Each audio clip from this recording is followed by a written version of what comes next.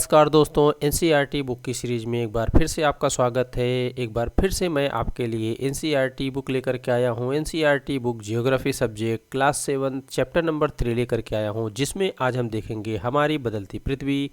जो आज का चैप्टर है वो है हमारी बदलती पृथ्वी। तो आज इस चैप्टर में, इस वीडियो में हम देखेंगे इस बुक में हमारी बदलती पृथ्वी। तो पृथ्वी के अंदर क्या क्या चीज़ें हैं, उसमें किस तरीके से पृथ्वी हमारी बदल रही है, हमारी पृथ्वी के क्या स्वरूप है और पृथ्वी क्यों बदलती है, कैसे बदलती है, इसके बारे में इस चैप्टर में हम देखेंगे। तो जैसा कि आप जानते हो दोस्तों, जो मैं एनसीईआरटी बुक की सीरीज़ चला रहा हूँ, उस सीरीज़ में मैं एनसीईआरटी बुक को लाइन बाय लाइन पढ़ता हूँ और जो महत्वपूर्ण बिंदु होते हैं उसको मैं अच्छे से डिस्कस करता हूँ और अच्छे से आपको समझाने का प्रयास करता हूँ। और ये जो एनसीईआरटी बुक की सीरीज़ चल रही है, ये विशेषकर उन दोस्तों के लिए बहुत ही हेल्पफुल होगी जो सीटेट या किसी स्टेट टेट की तैयारी कर रहे हैं, उनके लिए, और अन्य वनडे एग्ज़ाम में भी ये बहुत हेल्पफुल होगी दोस्तों। तो चलो हम स्टार्ट करते हैं आज का ये चैप्टर, हमारी बदलती पृथ्वी। स्थलमंडल अनेक प्लेटों में विभाजित है, जिन्हें स्थलमंडलीय प्लेट कहते हैं। तो जैसा कि आप जानते हो, जो हमारी पृथ्वी है, पृथ्वी के नीचे कुछ प्लेटें हैं, उसी प्लेटों पर हमारी पृथ्वी टिकी है और वो प्लेटों कई टुकड़ों में बटी है और सभी प्लेटों के अपने अपने क्षेत्र निर्धारित हैं और वो प्लेटें गति भी करती हैं। जैसे इसमें दिया गया है कि हमारा स्थलमंडल जो है अनेक प्लेटों में विभाजित है, जिन्हें स्थलमंडलीय प्लेट कहते हैं। आपको यह जानकर आश्चर्य होगा कि ये प्लेट हमेशा धीमी गति से चारों तरफ घूमती रहती हैं। प्रत्येक वर्ष केवल कुछ किलोमीटर के लगभग पृथ्वी के अंदर पिघले हुए मैग्मा में होने वाली गति के कारण ऐसा होता है। बिल्कुल, ये प्लेटें जो हैं वो गति करती हैं और आप जैसे देख रहे हो यहाँ पर, जैसा कि लिखा हुआ है कि प्रत्येक वर्ष कुछ मिलीमीटर के लगभग, सॉरी मुझे लग रहा है कि मैं यहाँ पे किलोमीटर पढ़ दिया था, कुछ किलोमीटर, जो कि गलत पढ़ दिया था मैं। ये जो है प्रत्येक वर्ष कुछ मिलीमीटर के लगभग पृथ्वी गति करती है और ये गति इस वजह से होती है क्योंकि पृथ्वी के अंदर जो पिघला हुआ मैग्मा है, मैग्मा होने की वजह से पृथ्वी जो है गति करती है। पृथ्वी के अंदर की प्लेटें जो हैं वो गति करती हैं। पृथ्वी के अंदर पिघला हुआ मैग्मा एक वृत्तीय रूप में घूम रहा है, जैसे कि क्रियाकलाप में दिखाया गया है। तो क्रियाकलाप यानी आप यहाँ पे देख सकते हो, एक बर्तन है, बर्तन के अंदर पानी भर के उसमें एक कागज़ का टुकड़ा डाल दिया गया है और नीचे से आग जला दी गई। तो जब ये बर्तन का पानी गर्म हो जाता है, तब ये जो कागज़ का टुकड़ा है घूमने लगता है। कुछ इस तरीके से पृथ्वी भी गति कर रही है। जिस तरीके से पृथ्वी के अंदर मैग्मा घूमता है, उसी तरीके से पृथ्वी पर जो प्लेटें हैं, पृथ्वी की जो कुछ प्लेटें हैं, वो भी गति करती हैं। आगे देखते हैं, प्लेट की इस गति के कारण पृथ्वी की सतह पर परिवर्तन होता है। पृथ्वी की गति को उन बलों के आधार पर विभाजित किया गया है जिनके कारण ये गतियाँ होती हैं। तो पृथ्वी को देखो, पृथ्वी के कुछ बलों के आधार पर विभाजित किया है। जो बल पृथ्वी के आंतरिक भाग में घटित होते हैं उन्हें अंतर्जनित बल यानी एंडोजेनिक फोर्स कहा जाता है। तो देखो, ये अंतर्जनित यानी कि एंडोजेनिक फोर्स कहा जाता है। कौन से बल को दोस्तों? जो घटनाएं पृथ्वी के अंदर घटती हैं। जैसे पृथ्वी के अंदर जो तरल पदार्थ है, जो मैग्मा है, वो जो है प्लाज्मा स्थिति में है और वो अंदर अपने आप में घूम रहा है और उसके घूमने की वजह से पृथ्वी के अंदर जो गति होती है, पृथ्वी के अंदर जो घटनाएं घटती हैं, उस घटना को क्या कहा जा रहा है? अंतर्जनित बल, एंडोजेनिक फोर्स कहते हैं। एवं जो बल पृथ्वी के सतह पर उत्पन्न होती है उसे बहिर्जनित बल यानी कि एक्सोजेनिक फोर्स कहा जाता है। तो अंतर्जनित और बहिर्जनित, अंतर से ये निष्कर्ष निकलता है कि अंतर यानी कि अंदर की बात हो रही है और बहिर यानी कि बाहर की बात हो रही है। तो पृथ्वी के अंदर जो गति हो रहा है वो अंतर्जनित बल होता है और पृथ्वी के बाहर जो गति हो रही है उसे बहिर्जनित बल कहा जाता है। अंतर्जनित बल कभी कभी आकस्मिक गति उत्पन्न करते हैं तो कभी धीमी गति। तो आप देख रहे हो जो अंतर्जनित बल हैं, जो पृथ्वी के अंदर के जो एक क्रियाकलाप होता है, वो कभी अचानक से वो गति कर जाते हैं तो कभी कभी धीमी गति से भी गति करते हैं। भूकंप एवं ज्वालामुखी जैसी आकस्मिक गति के कारण पृथ्वी की सतह पर अत्यधिक हानि होती है। तो आपने देखा भी होगा जो भूकंप आता है और ज्वालामुखी जो घटनाएं घटती हैं, ये दोनों घटनाएं पृथ्वी के आंतरिक भाग से घटनाएं घटती हैं। पृथ्वी के आंतरिक भाग यानी पृथ्वी के बहुत नीचे से भूकंप की एक स्थिति पैदा होती है, वो अंतर्जनित बल कहलाता है और उसकी वजह से पृथ्वी के ऊपर कुछ हलचल देखने को मिलता है और पृथ्वी के ऊपरी सतह पर भी ये दिखाई देता है। और ज्वालामुखी भी कुछ इसी प्रकार से होता है, पृथ्वी के एकदम नीचे से यानी मध्य भाग, एकदम निचले भाग से जो है ये मैग्मा जब एकदम पिघल कर निकलता है ऊपर की तरफ, तो ये घटनाएं आपको ऊपर दिखाई देती हैं। इसका असर आपको पृथ्वी के ऊपरी सतह पर दिखाई देता है।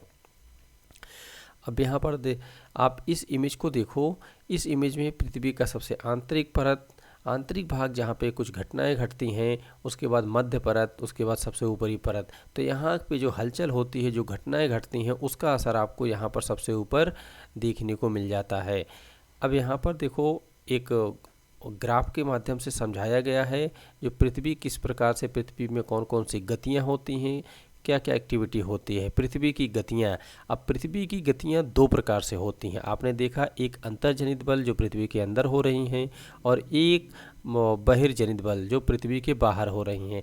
अब यहाँ पे अंतर्जनित बल जो होता है वो भी दो प्रकार से हो रहा है। एक आकस्मिक यानी कि जो अचानक घटनाएं घटती हैं, एक पटल विरूपण बल यानी कि जो पृथ्वी की सतह पर हो रही है वो दोस्तों। अब आकस्मिक बल कौन कौन से हैं, आकस्मिक घटनाएं कौन कौन से होती हैं पृथ्वी के अंदर, उसमें भूकंप आता है जो पृथ्वी के अंदर घटता है, ज्वालामुखी आता है जो पृथ्वी के अंदर घटता है, और भूस्खलन भी एक आकस्मिक है। भूस्खलन जिसमें पूरी पृथ्वी, आपने देखा होगा पृथ्वी या पर्वत जो है, पठार, बड़े बड़े पहाड़ होते हैं दोस्तों, पर्वत होते हैं, वो खिसक जाते हैं।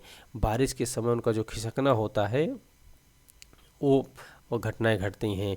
अब पटल विरूपण बल जो होता है पर्वत निर्माणकारी बल।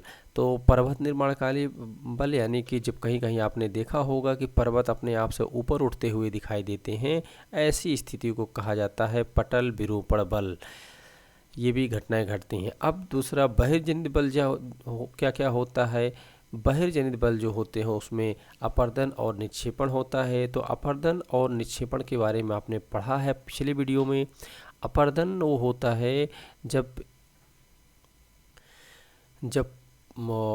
पर्वत, पठार या आप कह सकते हो कंकड़ पत्थर, मिट्टी एक स्थान से दूसरे स्थान पर बह करके, कट करके, हवा द्वारा उड़ करके, बारिश की पानी से बह करके एक स्थान से दूसरे स्थान पर जाते हैं। यानी जब उसका कटाव होता है, जब वो टूट कर, कट कर एक स्थान से हट जाते हैं, तो वो अपर्दन की स्थिति कहलाती है।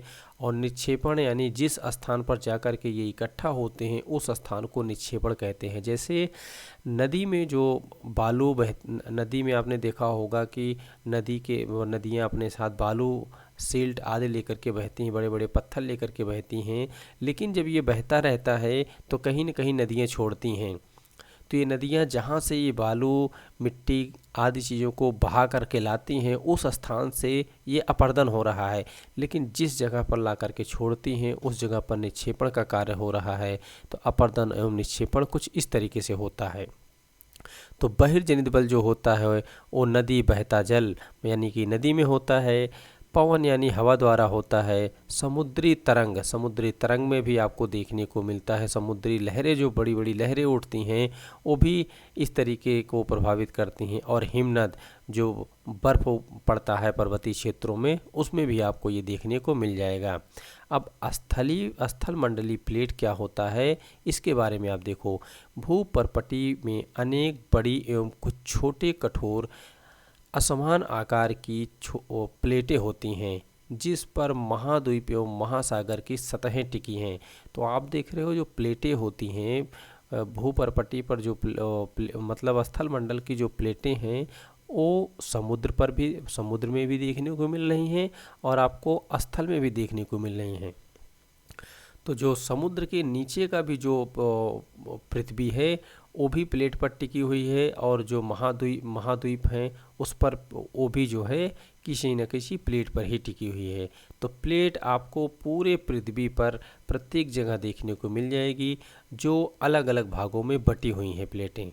आगे देखते हैं, यहाँ पे आपने अभी देखा था एंडोजेनिक एवं एक्सोजेनिक, एंडोजेनिक और एक्सोजेनिक। तो एंडो का मतलब होता है अंतः, और जेनिक का मतलब होता है उत्पत्ति, और एक्सो का मतलब होता है बाहर, और जेनिक का मतलब होता है उत्पत्ति। तो एंडोजेनिक होता है, इसे कहते हैं एंडोजेनिक, और एक्सोजेनिक। तो एक्सोजेनिक यहाँ पे देखते हैं आगे ज्वालामुखी के बारे में। जो ज्वालामुखी आपने अभी देखा ऊपर की जो आकस्मिक घटनाएं थीं, उसमें एक ज्वालामुखी का भी नाम आपने देखा था। तो ज्वालामुखी के बारे में यहाँ पर पढ़ते हैं। भूपर्पटी पर खुला एक ऐसा छिद्र होता है जिससे पिघले हुए पदार्थ अचानक निकलते हैं। तो जो भूपर्पटी पर एक छिद्र होता है, वो छिद्र ये होता है, आप यहाँ पर देख रहे हो ये परपटी है, जो आपको पीले रंग का दिख रहा है ये परपटी है। अब परपटी पर ये आप देख रहे हो एक छिद्र दिख रहा है। मैग्मा सबसे निचले भाग में होता है, यहाँ से मैग्मा जो है निकलता है दोस्तों, और ये ऊपर की तरफ उठता जाता है। अब ये जहाँ तक निकलता है, ये यहाँ पे आप देख रहे हो कभी मैग्मा बहुत साल पहले निकला और ये बह करके ठंडा हो गया, उसके बाद फिर से जब दोबारा निकलता है, जहाँ तक उसको जगह मिलेगी वहाँ तक निकलता जाएगा, और फिर जहाँ की पत्थर या सैल या जगह आप उसको कमज़ोर दिखेगी वहाँ से फिर से वो फोड़ करके निकल जाता है, यानी कि उसको काट करके निकल जाता है इस प्रकार। तो इसमें देखो कुछ महत्वपूर्ण चीज़ें हैं, जैसे कि आप सबसे नीचे देख रहे हो मेंटल है, और ये पिघला हुआ मैग्मा परपटी, और उसके बाद जहाँ से ये निकल रही है, जिस जगह से लावा जहाँ से निकलता है पिघला हुआ मैग्मा, उसको क्या कहते हैं क्रेटर, और यहाँ से उसी रास्ते से गैस निकल रही, गैस एवं राख निकल रही है, और इसे निकास नली भी कहा जाता है। और जब बाहर निकल के बहता है ये, तो उसे क्या कहते हैं लावा। इस प्रकार स्थल मंडलीय प्लेट की गति करने पर पृथ्वी की सतह पर कंपन होता है। तो आप देख रहे हो जो स्थल मंडलीय प्लेटें हैं, जब वो गति करती हैं, घूमती हैं, तो पृथ्वी की सतह पर कंपन हो रहा है। पृथ्वी के ऊपरी भाग पर कंपन होता है, जहाँ पर हम आप रहते हैं, निवास करते हैं।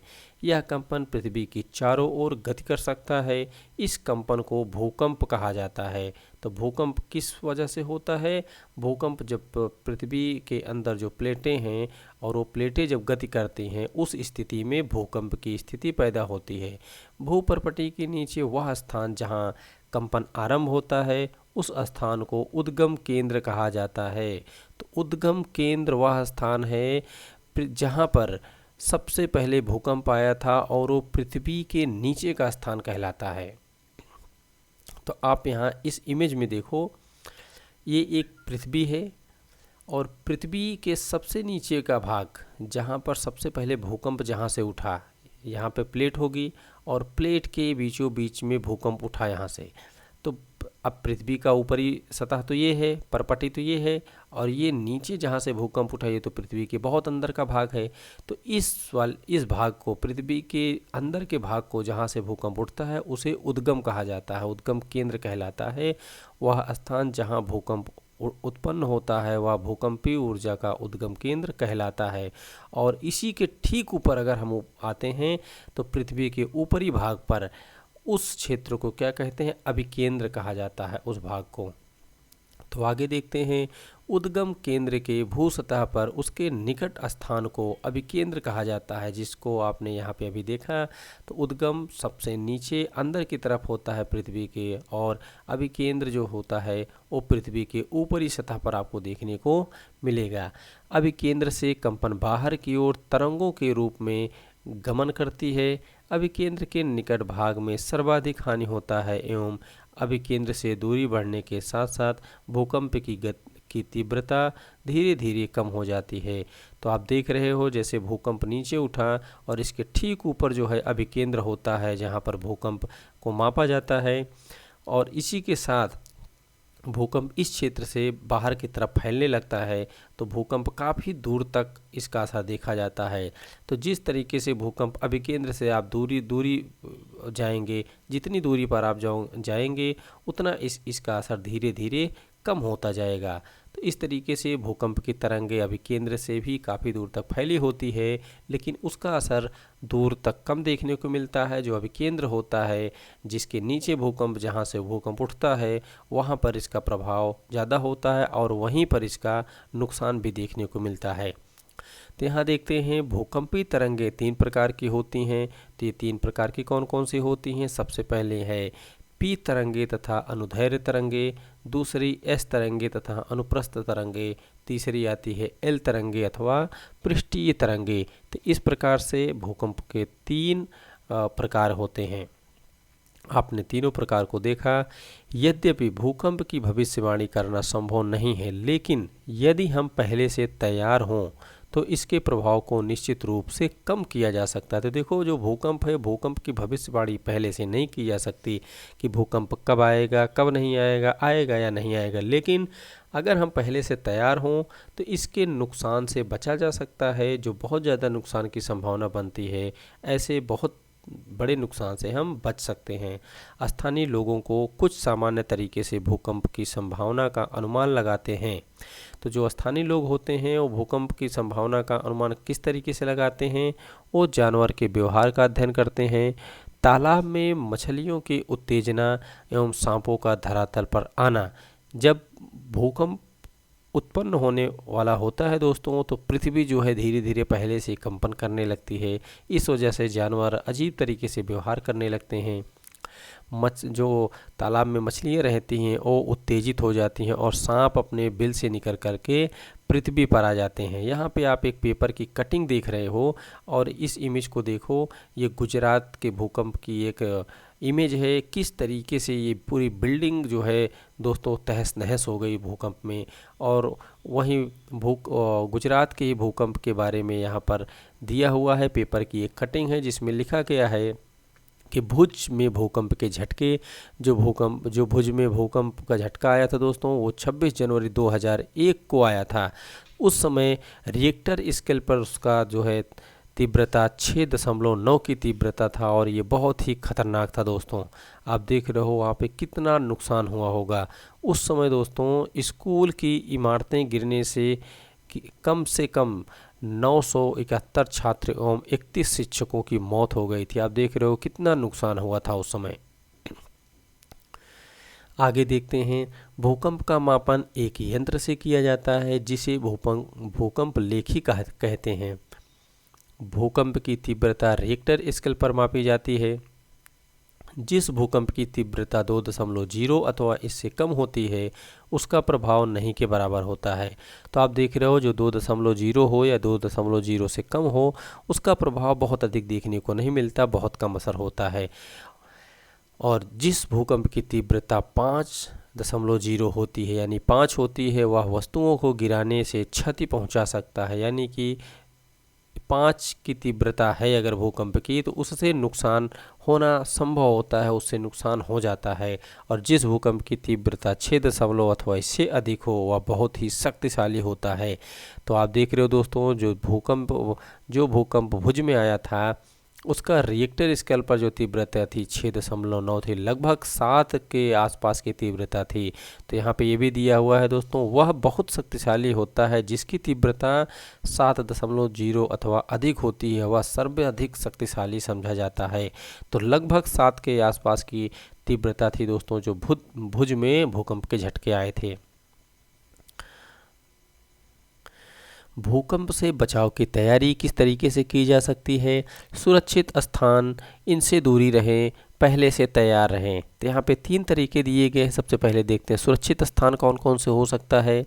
रसोई के काउंटर या मेज के नीचे दीवार के अंदरूनी कोने में जाकर के आपको बैठ जाना चाहिए, जिससे आप इस झटके में जब भूकंप का झटका आता है उस समय आप चोट से कुछ हद तक अपने आप को बचा सकें। अब किन किन चीज़ों से दूरी बनाए रखनी चाहिए? आग वाले स्थान से, चिमनी के आसपास या टूट सकने वाली खिड़कियों, दर्पण एवं तस्वीरों फ्रेम से आपको दूरी बनाकर रखना चाहिए उस समय। और पहले से तैयार रहें। किस तरीके से? अपने दोस्तों एवं पारिवारिक सदस्यों के बीच जागरूकता फैलाएं एवं आपदा का सामना विश्वास से करें। आप डरे नहीं, घबराएं नहीं, आपको उसका सामना करना चाहिए और उसके लिए आपको पहले से तैयार होना चाहिए। अब देखते हैं मुख्य स्थलाकृतियाँ। मुख्य स्थलाकृतियों के बारे में, अपक्षय एवं अपर्दन नामक दो प्रक्रमों द्वारा दृश्य भूमि लगातार विघटित होती रहती है। विघटित यानी कि इसका नुकसान, इसका कटाव छटाव लगातार जारी है और उसमें अपक्षय एवं अपर्दन नामक की दो क्रियाएं हो रही हैं। तो आप देख रहे हो यहाँ पर एक अपक्षय है, दूसरा अपर्दन है।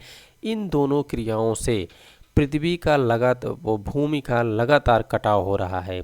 पृथ्वी की सतह पर शैल के टूटने से अपक्षय की क्रिया होती है। तो अपक्षय की क्रिया किससे हो रही है? शैल के टूटने से। जैसा कि मैं आपको बताया पहले कि जो पत्थर या शैल जब टूटते हैं, उनके टूटने से एक स्थान से दूसरे स्थान पर बह करके, कट करके, उड़ करके चले जाने की क्रिया को अपक्षय की और अपर्दन की क्रिया कहलाती है। लेकिन जब वो टूटते फूटते हैं तो उसे अपक्षय कहा जाता है। भूदृश्य पर जल, पवन एवं हिम जैसे विभिन्न घटकों के द्वारा होने वाले क्षय को अपर्दन कहते हैं। तो आप देख रहे हो भूमि पर, चाहे वो जल द्वारा ऐसी कुछ घटनाएं घटे जिससे पत्थर टूटे फूटे, हवा द्वारा हो या बर्फ द्वारा हो, इन सब द्वारा कोई भी घटना घटती है तो इन सब द्वारा घटी हुई घटना को अपर्दन कहते हैं दोस्तों। तो क्या कहते हैं? इन सब द्वारा कोई भी घटना घटती है, ऐसी घटना को अपर्दन कहा जाता है। वायु, जल आदि अपर्दित पदार्थों को एक स्थान से दूसरे स्थान पर ले जाते हैं और फलस्वरूप एक स्थान पर निक्षेपित कर देते। देख रहे हो जो ये हवा है, जल है, ये सब किसी न किसी रूप से पदार्थों को, पत्थरों को एक स्थान से दूसरे स्थान पर ले जाते हैं और उसे निक्षेपित कर देते हैं, यानी वहाँ पर ले जाकर के इसे छोड़ देते हैं।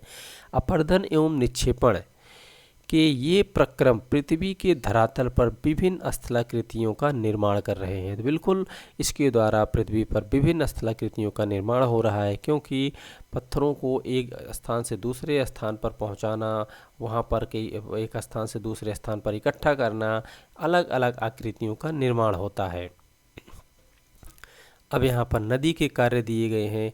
नदी के कार्य को देखते हैं, नदी किस तरीके से अपना कार्य कर रही हैं और क्या क्या इनकी क्रियाएं हैं। नदी के जल से दृश्य भूमि का अपर्दन होता है। दृश्य भूमि यानी कि जो पृथ्वी का वो सतह, जिस सतह को हम देख रहे हैं अभी या देख सकते हैं, उस भूमि का अपर्दन यानी उसका भी कटाव हो रहा है। जब नदी किसी खड़ी ढाल वाले स्थान से अत्यधिक कठोर शैल पर यानी कि कठोर पत्थर पर एकदम खड़ी सीधी जब ढाली पर गिरती है तो यह जलप्रपात बनाती है। तो जैसा कि आप यहाँ पर देख रहे हो, इस तरीके से अगर एक चौड़े से स्थान से नदी सीधी अगर नीचे गिरती है तो उसे जलप्रपात कहा जाता है और उसकी ऊंचाई भी अधिक होनी चाहिए। जैसे कि आप इस इमेज में भी देख रहे हो और यहाँ पर भी देख रहे हो, ऐसी स्थिति में अगर सीधी खड़ी ढाल से नीचे गिरती है तो ऐसी स्थिति को क्या कहते हैं? जलप्रपात कहा जाता है। तो जलप्रपात की अगर बात आई तो यहाँ पर कुछ जलप्रपातों के नाम दिए गए हैं, इसको भी पढ़ लेते हैं साथ में। विश्व में हजारों छोटे छोटे जलप्रपात हैं। सबसे ऊंचा जलप्रपात दक्षिण अमेरिका के वेनेजुएला का एंजल जलप्रपात। तो आप देख रहे हो सबसे ऊंचा जलप्रपात कहाँ का है? दक्षिण अमेरिका का, दक्षिण अमेरिका में है और ये भी वेनेजुएला शहर में है, जो एंजल जलप्रपात के नाम से जाना जाता है। अन्य जलप्रपात उत्तरी अमेरिका में, कनाडा एवं संयुक्त राष्ट्र अमेरिका में की सीमा पर स्थित नियाग्रा जलप्रपात है। तो आप देख रहे हो ये नियाग्रा जलप्रपात भी है। और अफ्रीका में जाम्बिया एवं जिम्बाब्वे की सीमा पर स्थित विक्टोरिया जलप्रपात देख रहे हो। अफ्रीका महाद्वीप में एक जलप्रपात है विक्टोरिया जलप्रपात।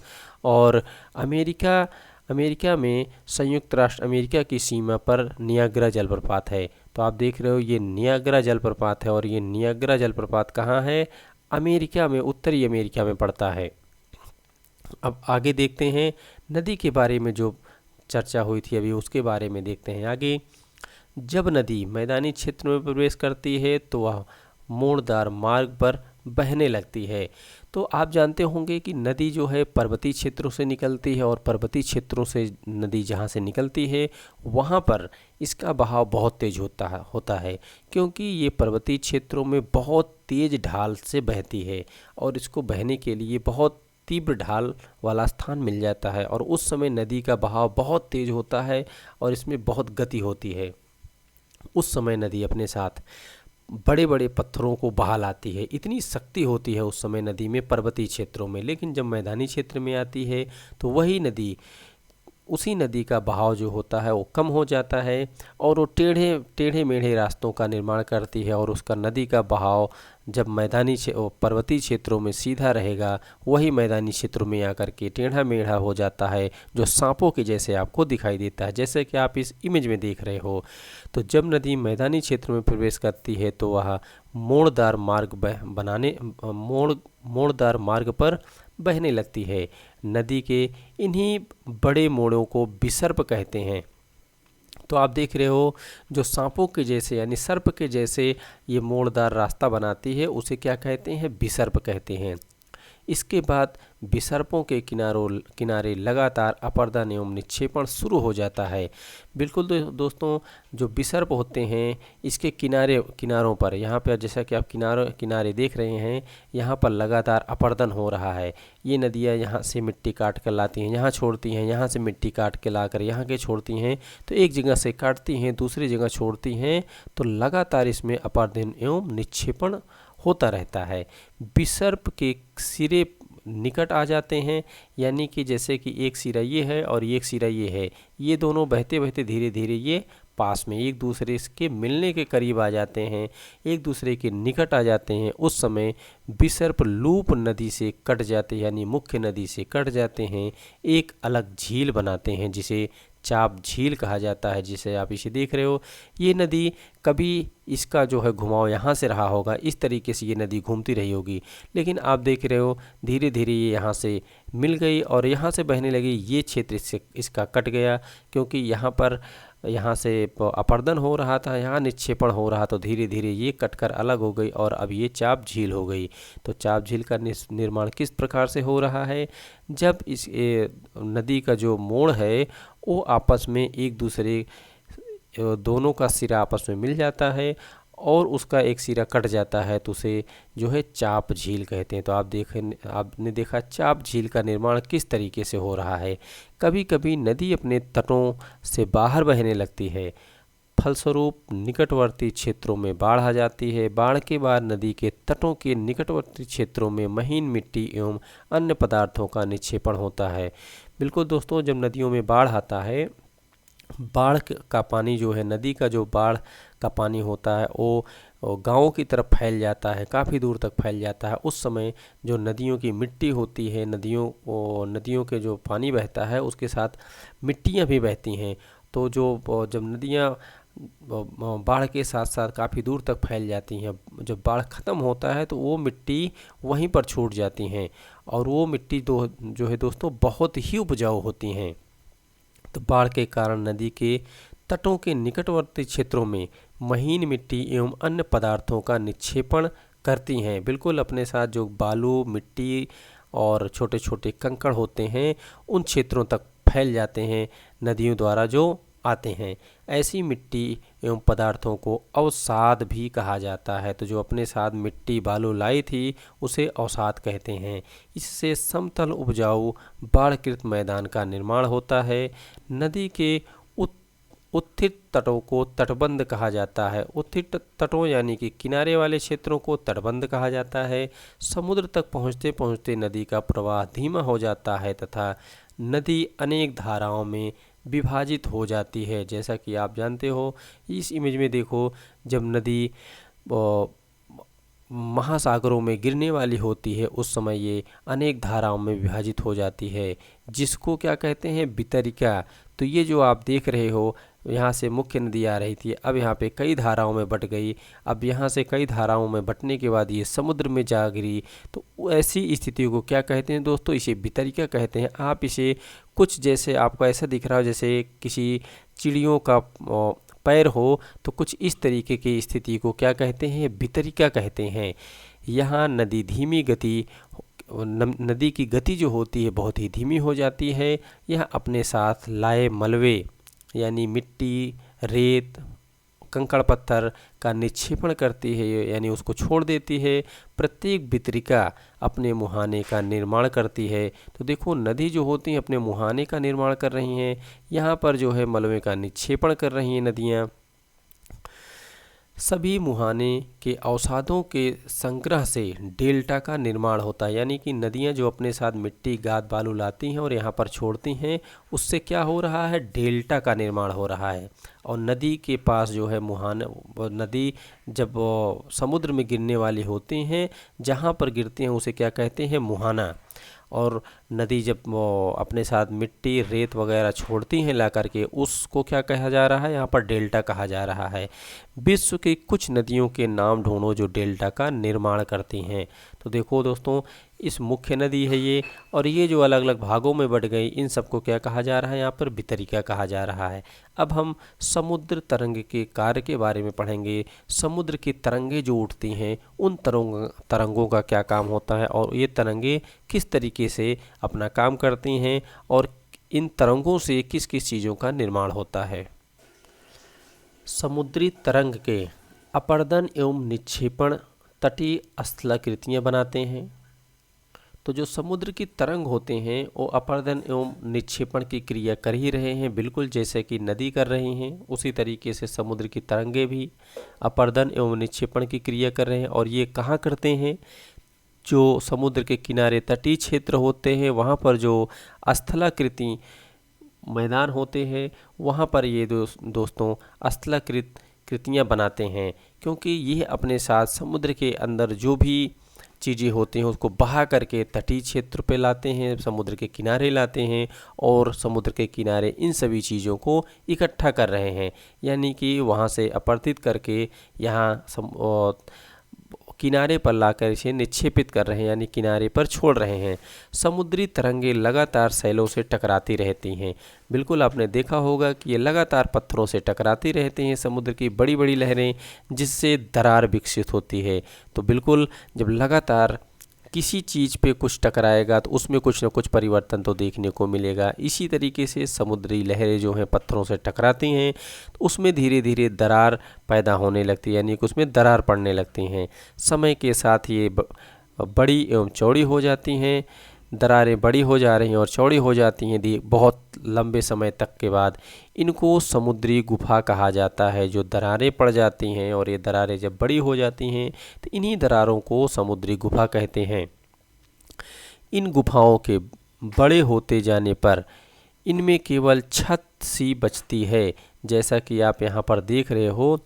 सिर्फ और सिर्फ जब ये छत सी बचती हैं, अब यहाँ पर समुद्री लहरें यहाँ पे टकरा रही थी, लगातार टकराते टकराते अब यहाँ पे एक होल हो गया और सिर्फ ये छत सी बच गई।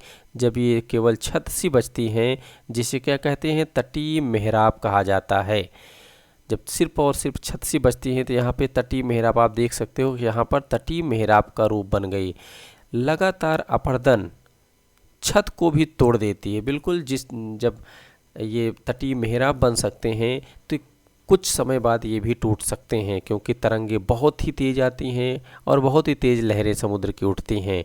तो लगातार अपरदन छत को तोड़ देता है और केवल दीवार बचती हैं।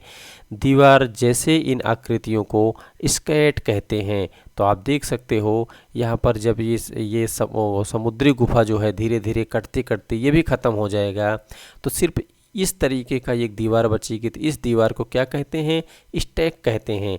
सबसे पहले समुद्री तरंगे जब टकरा रही थी बड़े बड़े पत्थरों से, बड़े बड़े पहाड़ों से, तो समुद्री गुफा बना। समुद्री गुफा के बाद जब ये बड़ा आकार ले लिया तो ये तटीय मेहराब बना, और तटीय मेहराब के बाद जब ये भी कट के ख़त्म हो गया, थोड़ा सा दीवार के आकार का जगह बचता है, तब इसे क्या कहते हैं, स्टैक कहा जाता है।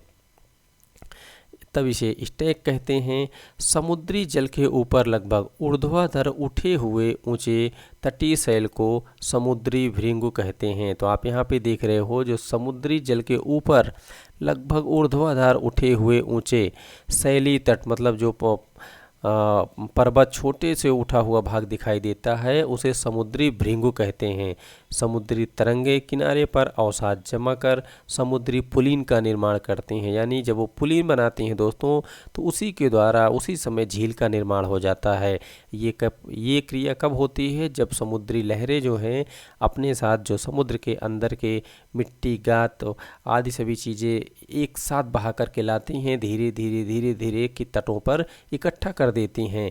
और कभी ऐसा समय आता है जब वो आपस में जुड़ जाती हैं और उसका जल या छोटा सा भाग कट के अलग हो जाता है। तो इस तरीके से जो है झील का भी निर्माण हो जाता है। आगे देखते हैं हिमनद के कार्य क्या होते हैं और हिमनद क्या होते हैं। तो आप यहाँ पे देख रहे हो, पर्वतीय क्षेत्रों पर जो ये नदी बह रही हैं, इसमें नदी नहीं बल्कि यहाँ पर आप इस नदी में पानी नहीं बल्कि आपको बर्फ़ दिखाई दे रहा होगा बहते हुए। तो ऐसे जहाँ पर बर्फ़ ही बर्फ़ बहते हैं उसे क्या कहते हैं, हिमनद। तो हिमनद अथवा हिमानी बर्फ़ की नदियाँ होती हैं। हिमनद अपने नीचे के कठोर चट्टानों से गोलास्मी मिट्टी और पत्थरों को अपरदित कर देती हैं। तो इस स्थिति में जहाँ पर सिर्फ बर्फ़ बहुत गिरती है, वहाँ पर दोस्तों जब बर्फ़ पिघलने लगती है, बर्फ़ बहने लगती हैं, तो वहाँ पर जो गोले आकार के पत्थर होते हैं उसको भी अपने साथ बहा करके ले जाती हैं और गोलास्मी मिट्टी एवं पत्थरों को भूदृश्य का अपरदन करती हैं।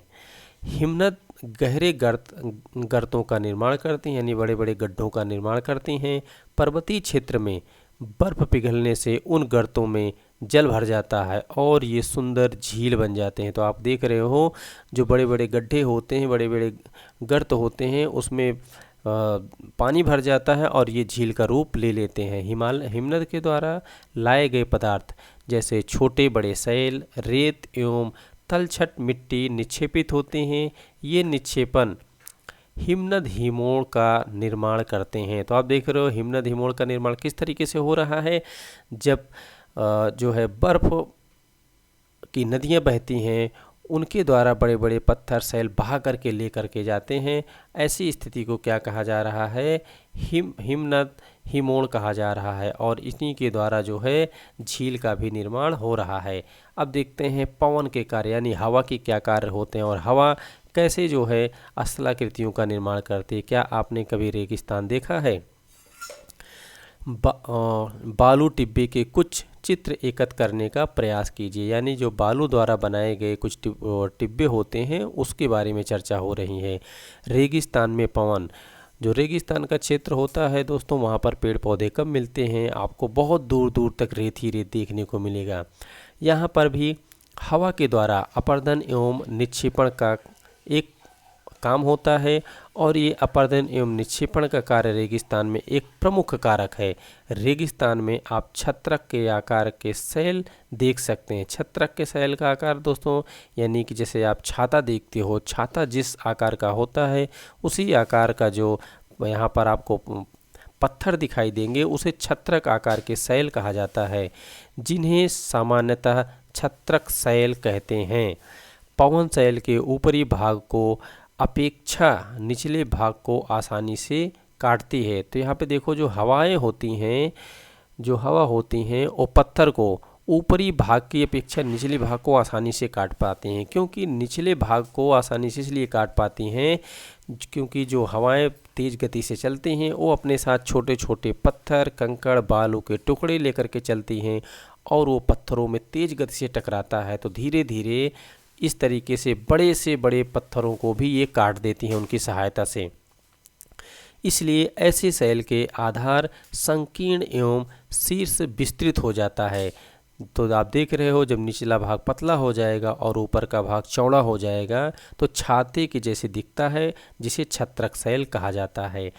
पवन चलने पर यह अपने साथ रेत को एक स्थान से दूसरे स्थान पर पहुंचाती हैं। जब पवन का बहाव रुकता है तो यह रेत गिरकर छोटी पहाड़ी बनाती है। तो आप देख रहे हो जैसे ये है, अब हवा जब चलेगी यहाँ पर तो हवाओं के साथ रेत भी उड़ती हैं और रेत उनके साथ बहुत अधिक मात्रा में उड़ती हैं, और जैसे ही अचानक हवा रुकती है तो सभी रेतें एक जगह पर गिर जाती हैं और वहाँ पर बहुत सी रेतों की मात्रा इकट्ठा हो जाती है और उससे एक छोटा सा पहाड़ी बन जाती है। इनको क्या कहते हैं? बालू टिब्बा कहा जाता है, जो हवाओं द्वारा रेत उड़ा करके ले जाके एक जगह छोड़ दिया जाता है और उससे जो छोटी सी पहाड़ी बनती है उसे बालू टिब्बा कहते हैं, जिसे आप चित्र 3.10 यानी इस चित्र में आप देख सकते हो। ये बालू टिब्बा आपको दिखाई दे रहे हैं। जब बालू टिब्बा कण महीन एवं हल्के होते हैं तो वायु उनको उठाकर अत्यधिक दूर ले जा सकती है। जब वे बालू कण विस्तृत क्षेत्र में निक्षेपित हो जाते हैं यानी बहुत दूर तक फैल जाते हैं तो इसे क्या कहते हैं? लोयस कहते हैं, यानी बहुत बड़े मैदान में इसका फैलाव हो जाए तो इसे लोयस कहा जाता है। चीन में विशाल लोयस निक्षेप पाए जाते हैं। तो आप देख रहे हो कि जो लोयस का विशाल भंडार है यानी लोयस का मैदान, या आप कह सकते हो बहुत दूर तक फैले रेतीला क्षेत्र जो है वो चीन में पाया जा रहा है दोस्तों। तो इस तरीके से ये हमारा चैप्टर समाप्त होता है। आज हमने NCERT book geography subject 7th class के चैप्टर नंबर 3 को देखा दोस्तों, जिसमें हमने देखा कि हमारी बदलती पृथ्वी और हमारे पृथ्वी के स्थलाकृतियाँ किस तरीके से बदल रही हैं और इसमें क्या क्या गति हो रही है, क्या क्या तरीके से क्या क्या काम हो रहे हैं, जिस तरीके से हमारी पृथ्वी के स्थल बदल रहे हैं और पृथ्वी के अंदर जो है किस तरीके से गतियां हो रही हैं। तो हमने इसमें दोस्तों प्लेट के बारे में पढ़ा और हवा के बारे में, जल के बारे में एवं दोस्तों अन्य चीज़ों के बारे में भी देखा जो महत्वपूर्ण चीज़ें थीं, जिसके द्वारा अपर्दन, निक्षेपण आदि जैसी क्रियाएं हो रही थीं। तो इस तरीके से हमारा ये चैप्टर समाप्त होता है। अब हम मिलेंगे आपसे अगले वीडियो में, तब तक के लिए जय हिंद।